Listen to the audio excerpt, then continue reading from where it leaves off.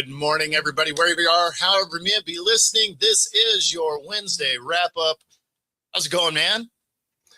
So, on Twitter, there was a lady that put out one of the best tweets I've ever seen. Right? The one lady asked, "What do men really want?" And the reply to it, which was retweeted forever, was for their favorite team to win a championship. So the question is not, how am I doing? It's how are you feeling, man? I mean, anytime your team wins a championship, Arsenal's not wrong, right? And of course, I get to go downtown Seattle this morning, and they're going to be doing the trophy presentation and the victory parade through Seattle. So right after this show, I'm jumping straight in the car and headed downtown. There'll be about 1 million people in around the stadium there. So it is going to be complete chaos and a ton of fun. Yeah, good, man. Congrats to you, man. That, like I said, it's an awesome feeling. I remember that from my younger days. So congrats to you, man. And it's awesome, man. It was awesome. They played a great game and had a great season, just frankly. So they did. And there is some pretty crazy numbers to go through. But let's say hi to everybody. Got Zach in the house. What's up, man? Make a friend day. Hey, there's no better than a championship parade. And go make some friends, right? Got Raj in the house. What's up, buddy? Let's see. We got Nick. What's up? Brad. Yep. So welcome in, everybody. So I will be on Coast to Coast. I will not host Coast to Coast. So Pags is going to run that show for me because I will be in the car. And, of course, I will be downtown with my man Rob here. So should be fun. Dang, Rob. He'll probably be retired.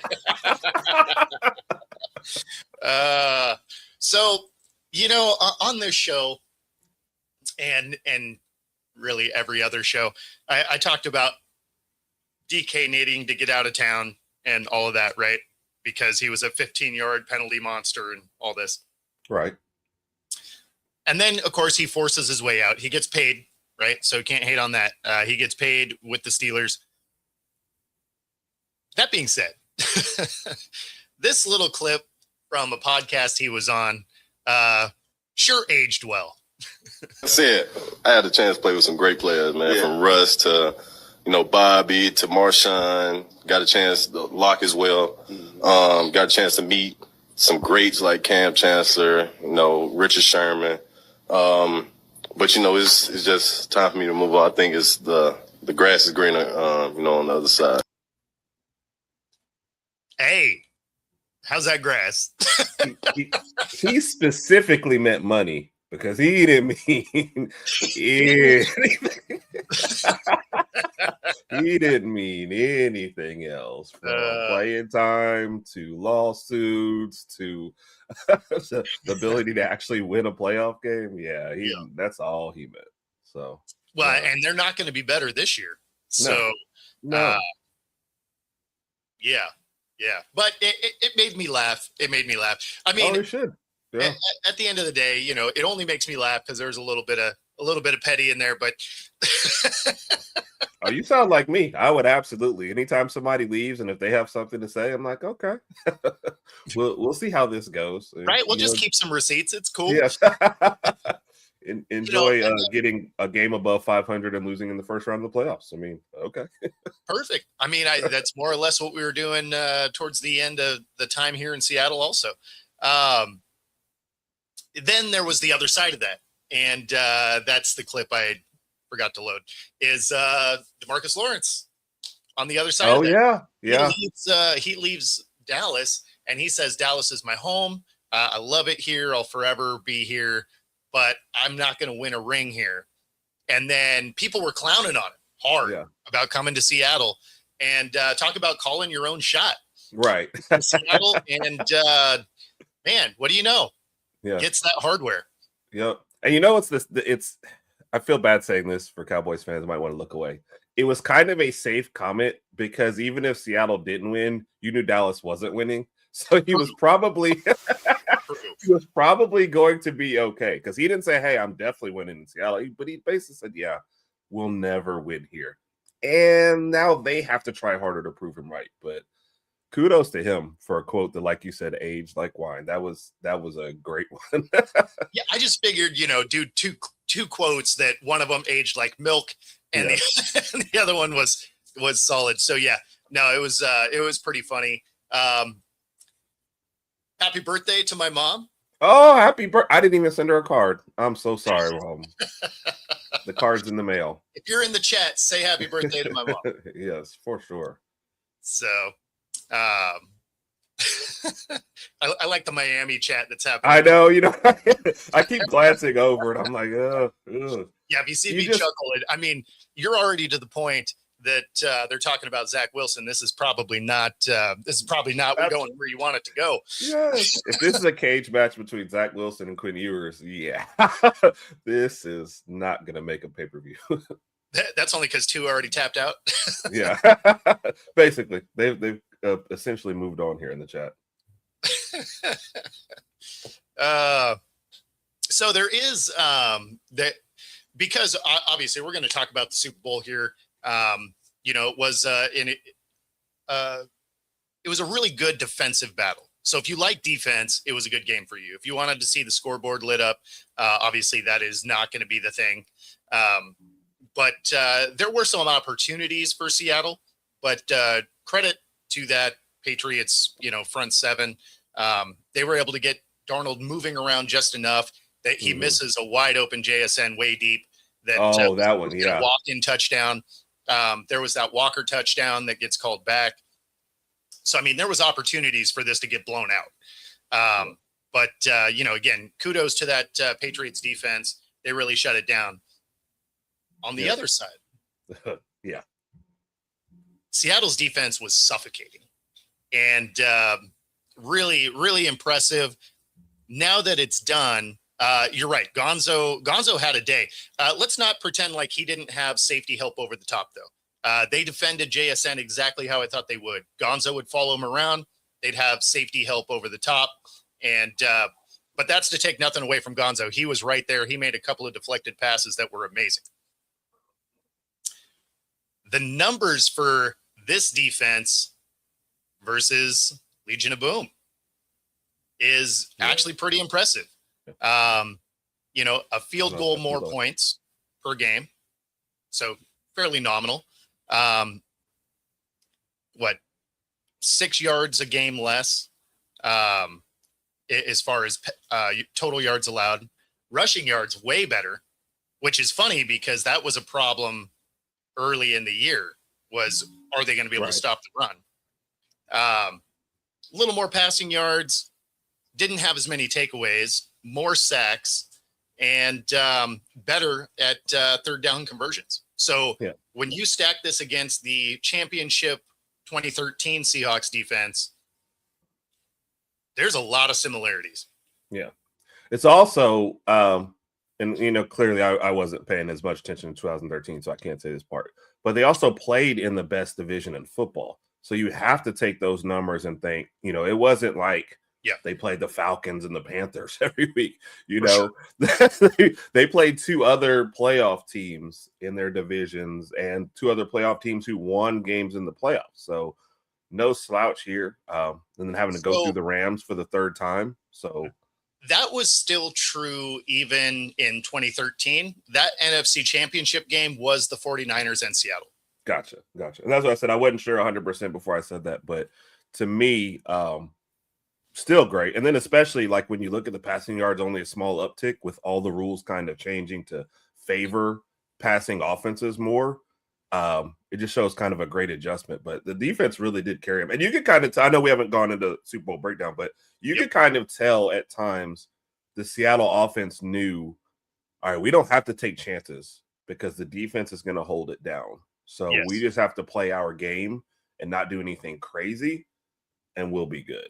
So kudos to them. Yeah, and I wish I knew the conversation was going to go that way, because then it would have been easy to give you a soundbite that would have reminded you exactly how that NFC Championship went, because you can't have a sorry receiver like Crabtree against Sherman, because that was that game. Oh, okay. Gotcha. Yes. Richard Sherman. Yeah. He was a little salty after that game. He was he was all over the place on that one. So there are salt mines with less salt than what he had during the game. And then Crabtree were trying to shake his head after the game. He was like, forget all this, I'm done. No. It was the other way around. Sherman, he tried to shake Crabtree. Okay. And put his hand out like, hey, good game. And he's like, get out of here. And he's like, oh, okay. Lighting you on fire. Oh, man. Yeah, that was a wild post-game interview, I should say. So no, they did great though, and they really, like I said, they held it down, especially in this kind of generation where passing is kind of rewarded more. They were great on every game. It's like you only had a couple 2 games, right, that really got out of hand, and even then, look at that record. So yeah, I don't know how much you want to go to the personnel moves yet, but yeah, it was a great job by the defense. Yeah, no, it was an impressive game from the defensive side, and really impressive in some of the ways that they found ways to fix things they did do poorly before, right? So before this game started, I thought that Henry was going to have a pretty good day at their tight end, right? Because blocking or, stopping little seam routes and stuff like that, they struggled with throughout the year. That was an element that you could kind of exploit. That was not available to them the whole game. Mm-hmm. I thought they were going to have a little more success running the ball. Clearly that was not the case. And so, I mean, there were things that you saw they would be able or should be able to do that in this game, they just really couldn't. And I mean, it was, I think that was probably the most impressive part, is because you had 2 weeks to correct some of the issues, and they did. Yeah. Like they definitely got in there and fixed some of the holes that they definitely had. Right. Which is amazing, because I understand this, the break of 2 weeks, but it's not like you get other personnel in that 2 weeks. So they're basically saying, look, we think you're good enough. We just need you to do this differently, and we'll be fine. And then clearly one of those things was, let's just attack the left side of the line all day. So we're going to rush like 7 from this side and just put 1 guy on the other side and just keep coming after him. So, and then you saw it in the chat. I'm being facetious about that. I just like they overwhelmed. You can't get in there with 2 rookies on one side of the line, and the Super Bowl gets a great defense in. Really, you can, and you gotta keep in mind, like, we had Zabel up front, and he was awesome. The thing they did do is, and they did it in the championship game as well, is they just didn't let Bradford play. Right. And Bradford, we talked about on the show plenty of times with my frustration of him just getting, beat constantly. And, championship game, he wasn't in there. Offensive line looked way better. Super Bowl wasn't in there. Offensive line looked way better. So I feel like there was a trend. Addition by subtraction is what you're saying. And not to say that, they should get him off the team or anything like that. He just needs more development. Like, he was actively missing guys, missing blocks and all of that during the season. So when I saw him change that, really, Raj? Hey, it's that word of the day, toilet paper. Come on. Oh my goodness. That's why I love my brother. So good. But yeah, so it's it was interesting to see them correct some of the issues that they had, and then they just never really course corrected for the Patriots.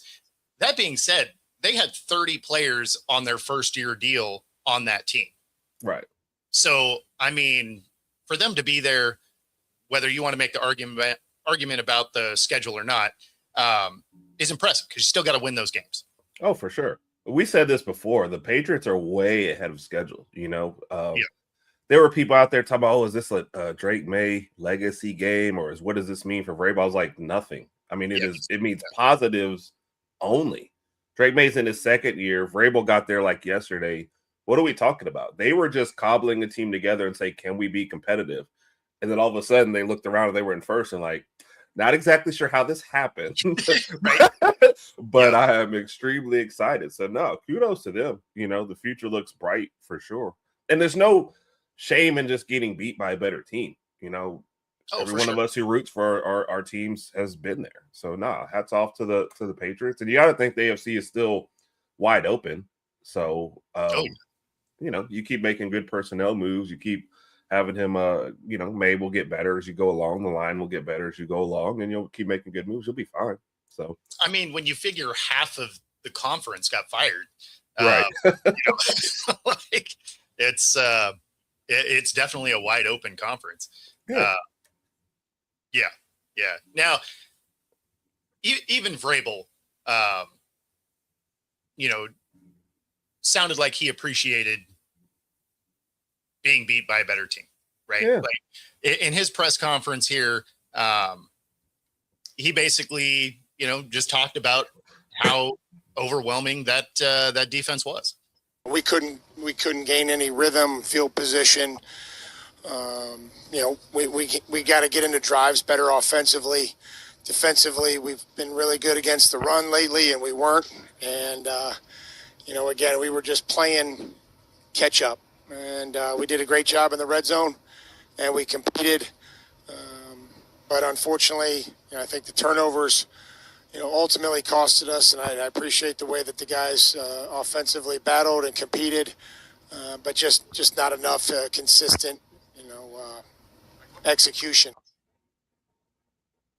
Yeah, I mean, at the same time, if you're a Patriots fan, you got to be really happy with, obviously how this season went, and moving forward, you got to be ecstatic because you have all these guys. They're on like first year deals. A lot of them are young, so you're not paying them a ton. You have, I think, the most cap space in the league, first or second most cap space in the league. They have like 11 draft picks, and you're not paying anybody. Like that's about as ideal a situation as you want.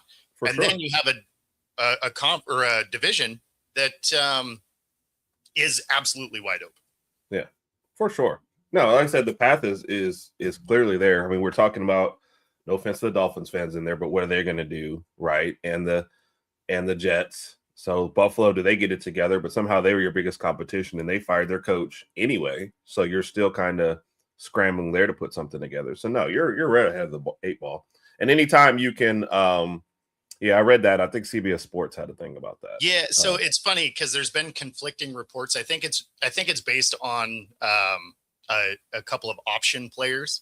Yeah, because I've seen it where New England's been 1 and Raiders were 2, and then I've seen it the opposite direction. So I'm not sure exactly which one's accurate, which is why I just say they're top 2 because, it depends on which one you see. And I think it just has to do with option players. So, so who knows? Yeah.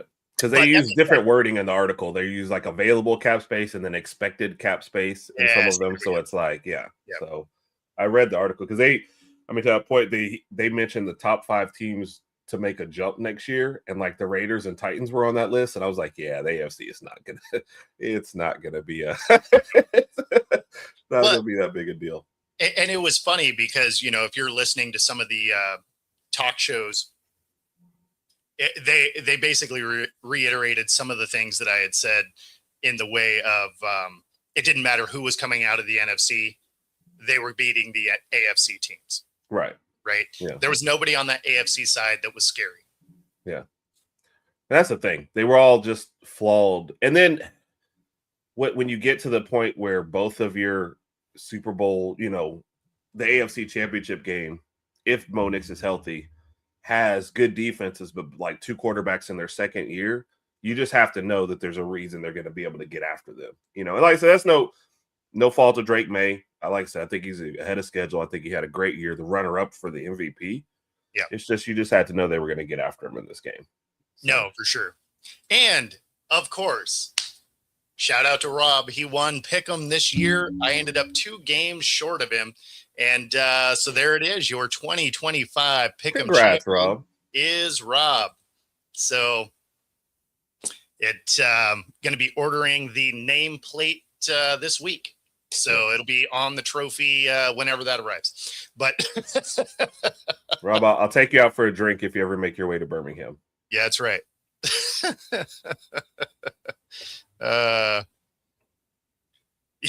Hey, I appreciate that. It is always nice to have a parking spot. Wow, there you go. Robert's a good guy. Absolutely. Absolutely. And of course, they asked Drake May about the experience as well. These are all post. The funny thing is the Seahawks were really quiet. There weren't really good sound bites. So I'm still fighting through some of those to get any good set. They might have been the most calm winning team I've ever seen. Yeah. Like they almost looked like they were like, oh, okay, so what? We've been 1-0 all week or all year. So is there a game next week? Like, I've never seen such a quiet group. Right. And then they talked to Walker. They talked to Walker, and they're like, oh, did you go and at least party or whatever? He's like, yeah, no, I just kind of went home and hung out with the wife and kids and whatever. Like, do you guys know that it was the Super Bowl? Has no one told you? They're like, oh, that's kind of what it looked like. And even the video that I saw of what it was, Walker and Darnold. They were at Disneyland, right? Because this was down in San Fran, so it's not like that's a long ways away. And you saw them in the teacups, and they're just like, do. Like, you're like, all right. But I guess if that's how you want to celebrate it, hey, I don't know how it would be though. Would I be going crazy, or would I try to be muted for the interviews and then crazy as soon as you turn it off? So weirdly, I was kind of in between. Like when we won ours, I was excited, but I wasn't crazy. Right. Right. So, we went out afterwards, right? Because our championship game was in Vegas. And so we went out, we went and checked out a couple of the, exclusive clubs and whatever. And so that was cool. But yeah, we didn't go crazy or anything. But you at least knew that you did something. Like some of these guys, you're like, you were just working at a factory today. Like what? Yeah, just swung by the stadium, won a Super Bowl, heading back to work. Yeah. Oh, and there was a question up here. I don't want to miss it. So, not sure if Job gets re-signed. JSN Witherspoon obviously do. Walker is another one that probably doesn't. Again, Seattle just doesn't have a history of overpaying running backs. Right. And because he just won the Super Bowl MVP, he's probably going to be more valuable to another team than Seattle. I would not be surprised if they go and take a swing at Breece Hall. If they let Walker go, take a swing at Breece Hall because he'll be cheap, and you get Charbonnet back, Right. kind of mid-season. Yeah. And if you had Breece Hall, Helani played well in the limited touches that he had. So if you had Hall and Helani, and then Charbonnet comes back, that would still be a pretty solid, dual threat in the backfield there. So, sadly, Walker is probably going to be a cap casualty because he's going to want some very real money. JSN soundbite. Yeah, I'll see if I can. It's hard to do mid-show. But we will try it out. I do have a cut while you're loading up. Then it's interesting to me also, since you're talking about quarterbacks. Well, I don't know. Do you want to wait a minute before this one? Since it's mid-hour, do I have a second? No, go ahead. Darnold, if he doesn't have the last 2 games of the Minnesota season like go as badly as they do, right? Yep. Or if Geno accepts less money and decides to stay, it's like those little dominoes right there that get you a Darnold instead of a Geno at less money, and all of a sudden you're like Super Bowl. And the side effect of Justin Jefferson sitting over there going, yeah, we probably should have just kept that guy.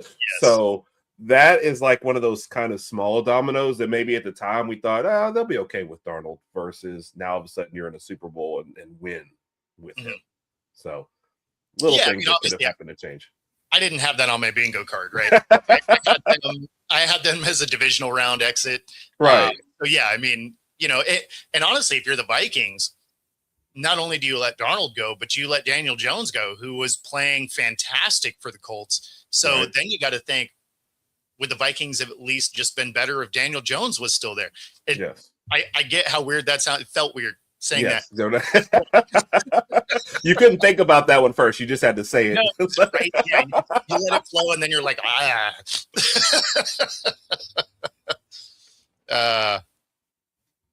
But no, you are absolutely right. And you kind of one franchise is on the down slope. Now you got a big decision to make, and Seattle's sitting pretty, and the Raiders are regretting the whole thing too. So it's like all these little dominoes from a couple decisions. So I don't know that the Raiders are. I mean, they might be, but I don't necessarily see them as regretting that situation, because now they sit here with arguably the most cap space. They have the number 1 overall pick. They have a really good offensive minded coach coming in. You still have Crosby, who dispelled some of the rumors that he was trying to get out. You have 2 great tight ends. You have a running back. Like, there's pieces there. And then you have a ownership group that is willing to be patient. They signed him to a 5-year deal. They understand this is going to take a minute to turn around. I think if you're a Raiders fan, you're kind of encouraged moving forward. Now, the initial, they were like, what did we just do? But on the backside of that 1 year where, man, talk about a dumpster fire, they sure look like they might be headed on the right path. Right. So basically what you're saying is the pitch to Geno was, look, we need you to either be really good or really bad. Can't have you be like a middle of the road quarterback. You got to pick one of those 2 paths. Really good or really bad, and that will help our future. Pretty much. Yeah, if you're middling, it's tough because you don't get the draft picks, right? Right. Rob, you're right. Especially on this group, Shaheed, you probably can still get for a decent price. So I don't know if he would necessarily be gone. Maffei might be. Woolen, I assume, will be, because he got beat in the Super Bowl too. That first score was over Reek Woolen.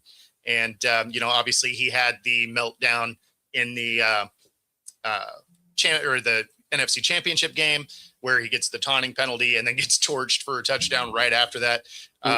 And he got burned, he got burned on that same type of play in the Super Bowl. So Woolen probably isn't a Seahawk next year. Shaheed's a good question.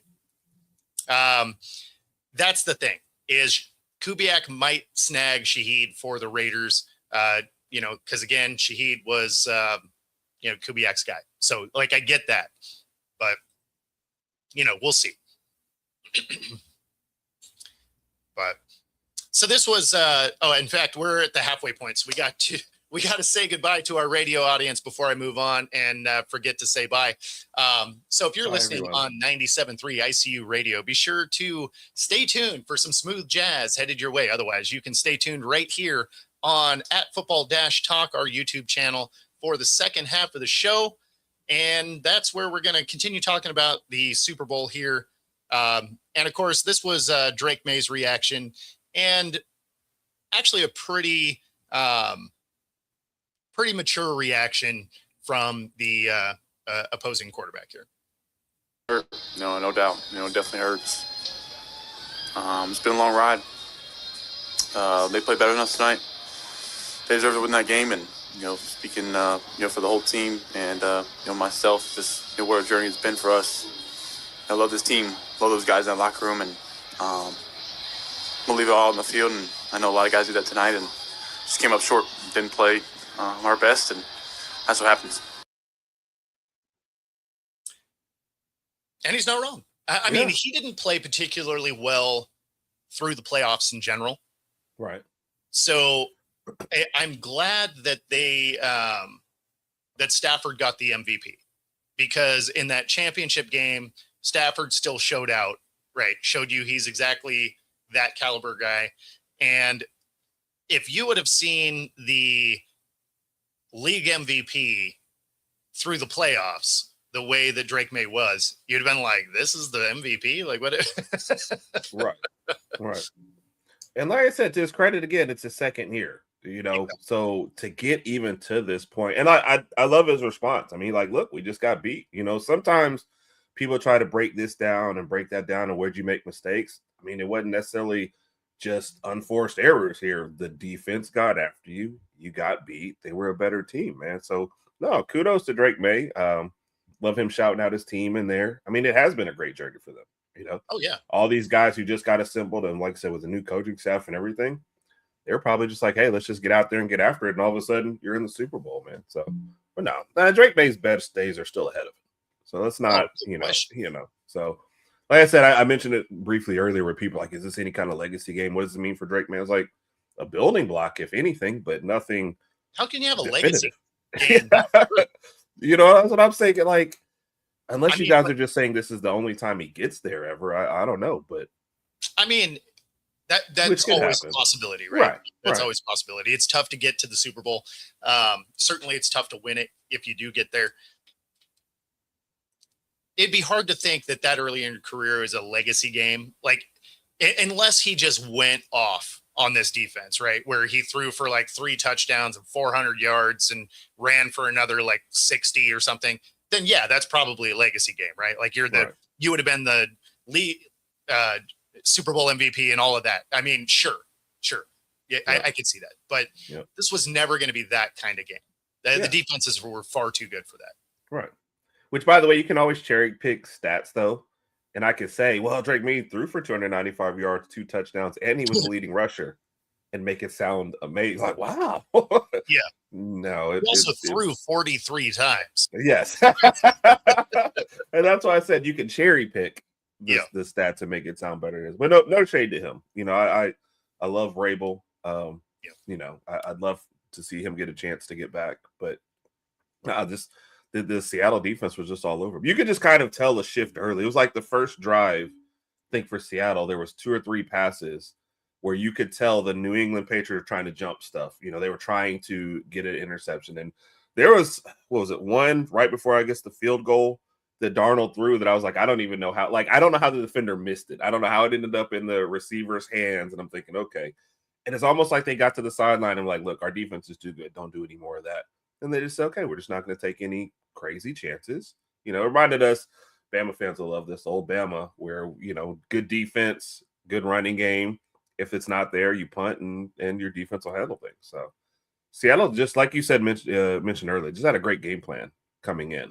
And they really just took away anything that that New England wanted to do. So he did have garbage time yards. That is very true. But I mean, honestly, that was my point in that, by the way, was when you can cherry pick stuff and make it sound better, was because yes, it was all late stuff. Yeah, because then you're starting to play that prevent. You're giving up yards because you don't want to give up the big play.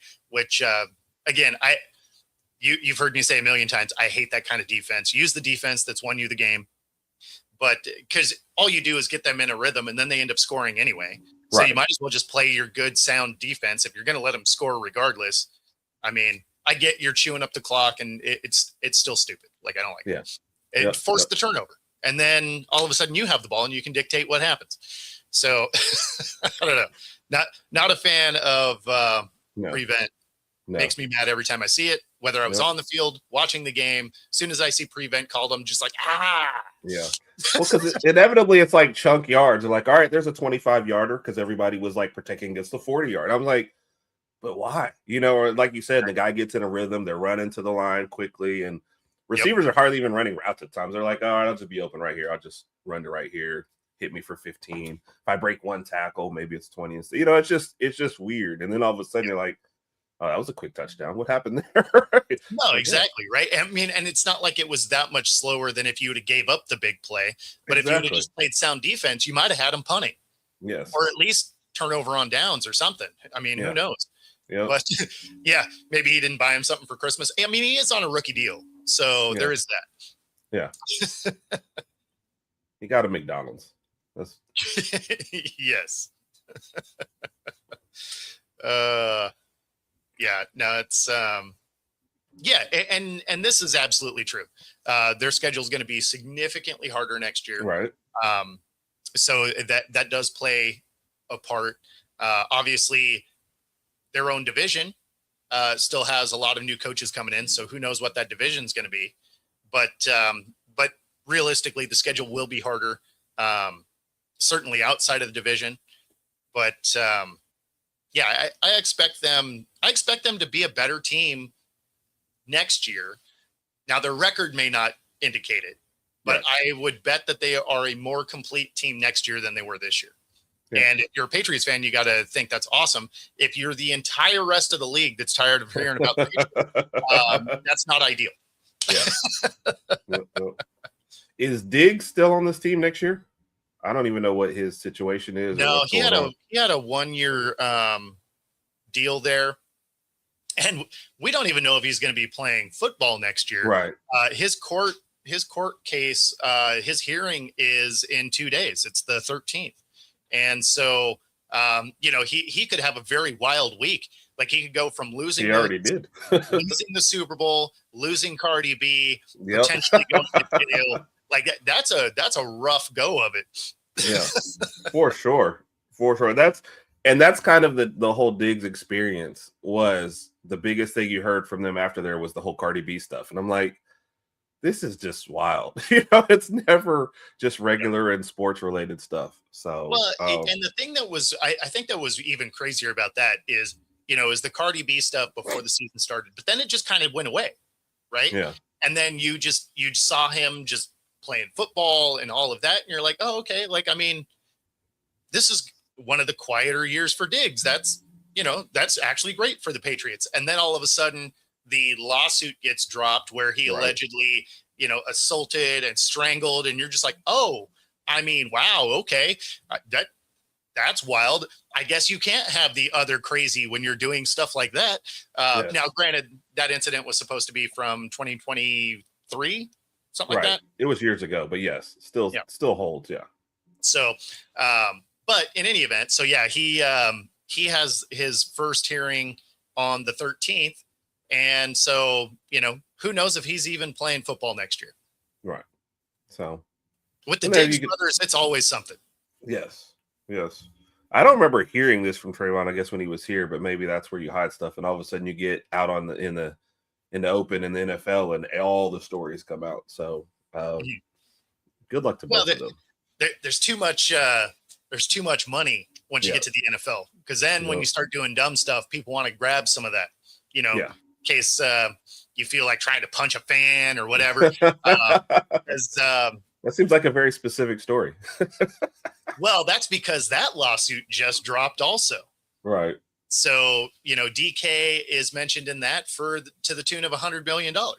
So, obviously he's mentioned in it because he's the one that took a swing, but then you have Sharp and Ocho Cinco mentioned as well for defamation of character. So, I mean, it's that one's going to be interesting because Ryan Kennedy, that Lions fan, he's gonna make some money. He's gonna make some. Oh, for sure.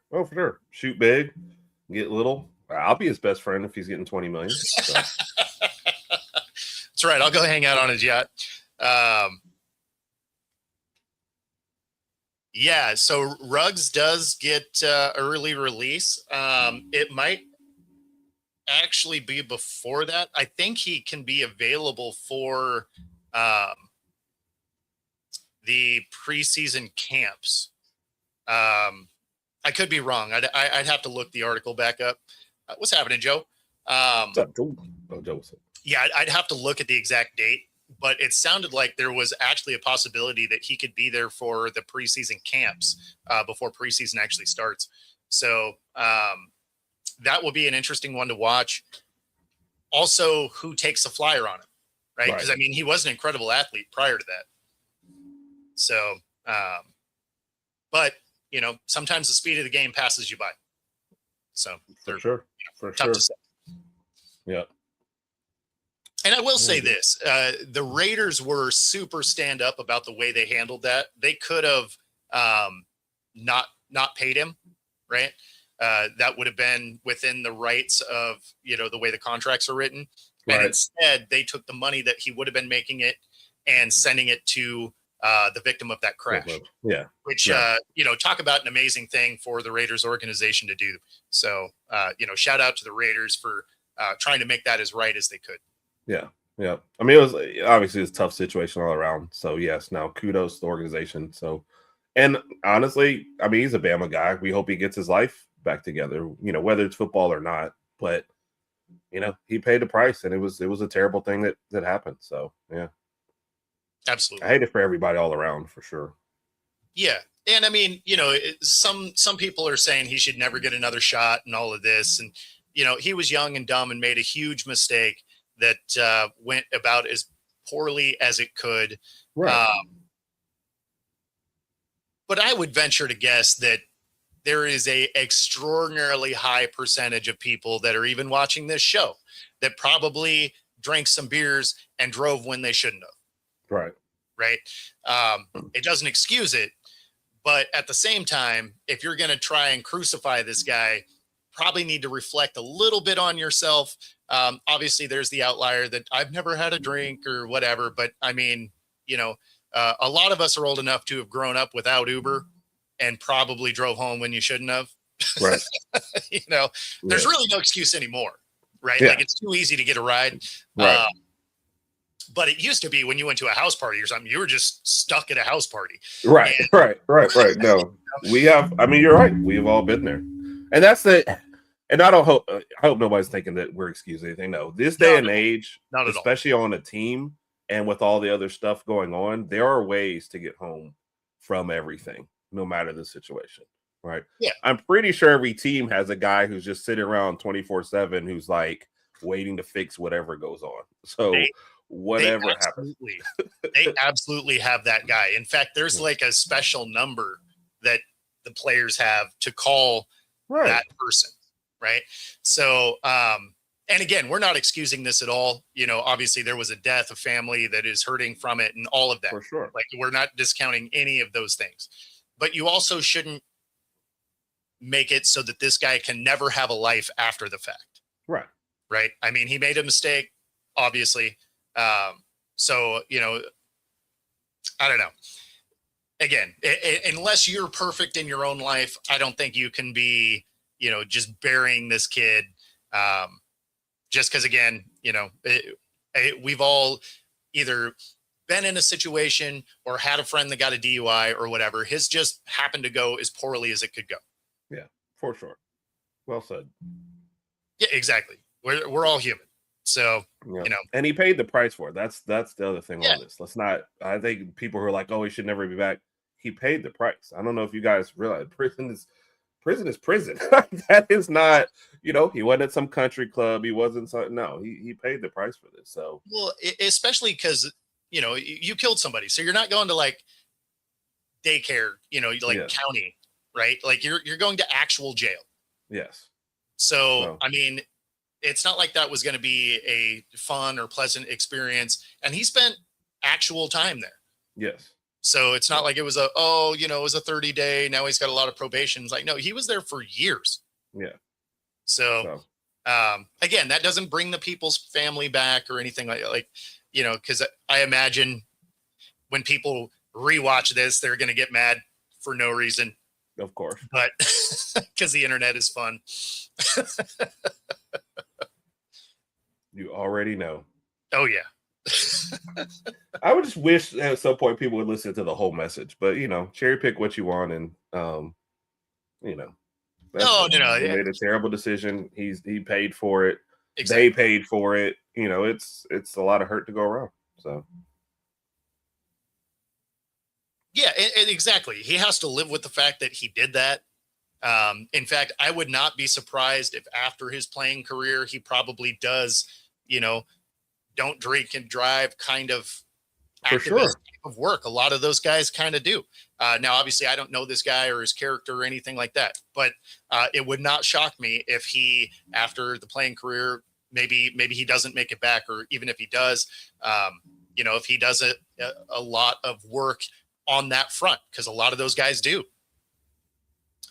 I mean, even when you're thinking of, maybe it wasn't drinking and driving, you think of Ryan Leaf with substance abuse. He still does a ton of, tour dates and speaking engagements and stuff about substance abuse. Like that's what a lot of these guys do, is they battle through, overcoming stuff like that. Yep. And with his speed and athleticism, there's absolutely plenty of places that could use him. It's just whether or not they want to deal with the circus that's going to come with bringing this guy in. Because although on this show, we're relatively level-headed about stuff, that may not be the case for the general public. Yeah. I mean, I don't want to go into the whole story, but you look at what happened Vic after, being in jail for 5 or 6 years, and then coming back out and getting signed, and it was a circus till that day. So people had never even watched the game all of a sudden jumped out and went to protest stuff. So yeah, and I know he has talked a little bit, but I mean, he may be like a regular speaker on the subject. If the NFL resurgence doesn't happen, but you're right, Vic, especially his first year back, it was a rough first year back from public perception. Yeah. And it was the same thing. They were like, "Oh, he should pay." I'm like, he was in prison. He was paying. So yeah. And then he did also monetarily pay, because he did a lot of things for like animal rights stuff. So it's not like those things didn't happen also. Yep. Now everybody talked down about it. They're like, "Oh, he's only doing it because he has to," and whatever. And it's like, people can actually learn that they messed up. Right. And then if he didn't do it, then they'd be like, he's not even doing anything. So you were just ready to hate it either way. So whether you think he's doing it because he wanted to or he had to, the money still goes to organizations that can help. So, take it either way. Yeah, winning it in San Fran was funny. If they can go back to back, you get the chance to do it in SoFi also, because it goes back to LA next year. So that would be really funny if you could win back-to-back rings in your division's buildings. That would be hilarious. Yeah, that would be that'd be funny. Yeah, but and hopefully I'll be down there for that one. I really want to try and be on Radio Row for the Super Bowl next year. Look like Radio Row. Yeah, Radio Row needs some more Bo. And then I come along as your assistant. Let's go. I'm with it. No, I think it'd be fun. I think it'd be a lot of fun. Oh, for sure. So I got to figure out how to make that happen, because I think I'd actually like to get a booth, to try and get interviews and stuff like that throughout the week. Right. Yep. That'd be great. That'd be a great experience too. What do you think of Seattle's chances of getting back, though? It's tough to go back to back. Joe, no, it'll be in Los Angeles, not San Fran. Yep. It is really hard to go back to back. So is it possible? Sure. Like, it's going to be hard enough just to get back through this division. Right. San Francisco is going to be healthy. The Rams get to bring most of their team back. Right. So Stafford announced he's coming back. So Exactly. So, I mean, neither one of those teams are losing a lot of guys. San Fran's a question mark because CMC is kind of like Burrow, where he's hurt every other year. He was healthy this year. So, if we're watching trends, not that we're wishing any ill will towards CMC, let's just make that clear. Right. But if you watch the trends, there's a good chance that maybe he doesn't play the whole season. Yeah. On the other side, Burrow should be healthy because he was hurt last year. Yeah. So there's that. Yep. Yeah. No, whenever we do our pre-shows, our pre-pick shows or whatever, I always pick against the team that won the last year. I always just say, man, it is tough to navigate all that again. And like you said, the division, and you even have to wonder, like, those are the two better teams in your division with the Cardinals, with the coaching change. Like, I don't, obviously I'm not going to pick them to win the division, but will they be just better enough, to annoy you when you're coming off of having played a San Francisco or Rams and just enough to beat you up a little bit? So I don't think, so no, but it's a division rival, so they can beat you anytime just because they know you well. And I was fine with the LaFleur hire, but as soon as they hired Hackett, I was like, oh, they're not even trying to win. Got it. The schedule's going to be tough. There's no question. Yeah, no, it's going to be a rough one. The North is going to be good. For sure. So they, I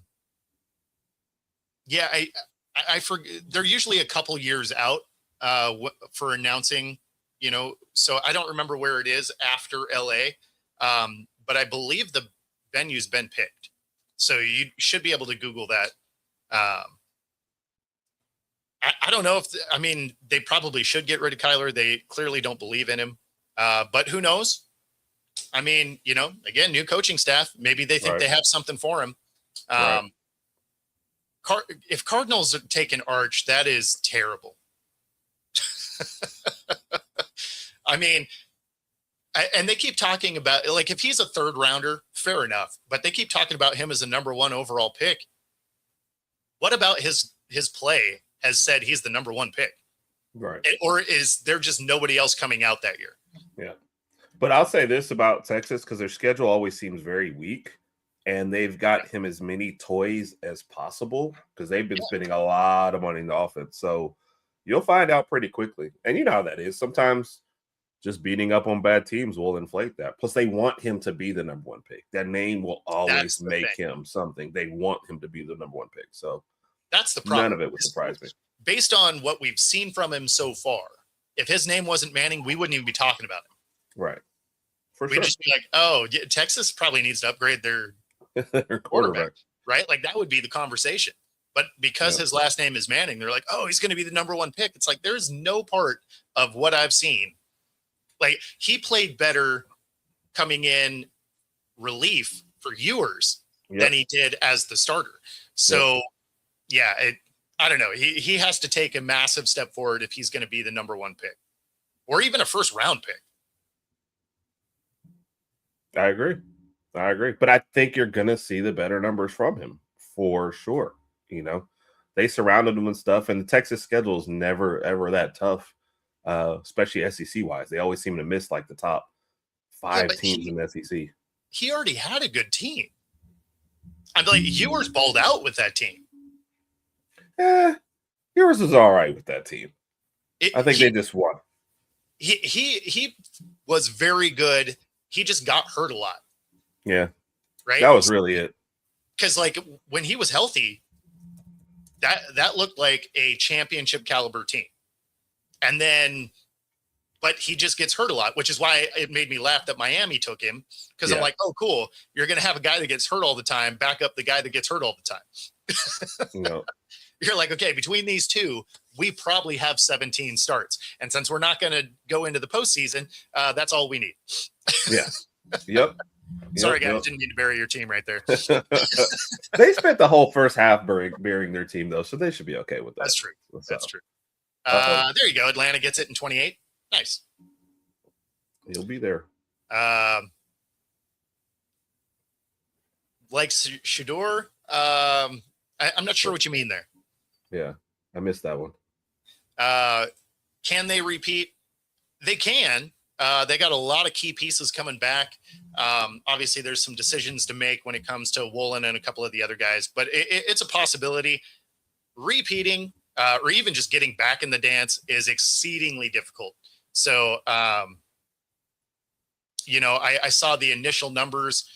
It was like a plus 900 for the Rams and the Seahawks. They were tied for the first two spots as far as making it to the Super Bowl. So, you know, when you're a plus 900, that lets you know for a team that just won it, it's hard to get there. Yeah, yeah. I love the way too early stuff for next year after every sport. College, you know, they do the same thing. NFL one, without seeing any offseason moves and know anything else anyone else is going to do. Here's what we're doing. And there's somebody who probably placed a bet on it already. Yeah, there you go. Plus 950. I knew I was close. And you can bet on that right here. Use the QR code up to 125% of your first 3 deposits. 10% bet guarantee. I had to get that, get that in there. Thanks for the setup there, Nick. And of course, if you're in the Pacific Northwest and you are a gym enthusiast, use the QR code here. Free 5-day pass. Any of the 3 True Fusion gyms. And if you are a Pilates fan, they have a new reformer studio at their Ballard location. Again, free 5-day pass. Any of the 3 locations using the QR code on the screen. Find your edge. True Fusion Gym. How about that? We just snuck it in. You're great. I was like, oh man, I'm actually gonna miss those. And then you know, we get the setup from the chat. I like it. Yeah, his name sells tickets and merchandise, and so yes, you're right. Arch Manning in that instance is definitely, you know, that same caliber of thing. Yes. So probably even more so, honestly. Yeah, for sure. Good. That is a good point on that one. I was happy to help with the sponsors. They appreciate it too. That being said, that does get us to the top of the show. We appreciate y'all hanging out. I'm going to be on Coast to Coast coming up next from the car. Otherwise, going to be downtown for the Seahawks parade. I will try and get as much content down there as possible. Otherwise, enjoy the rest of your day, and we'll see y'all next week. Take it easy, everybody.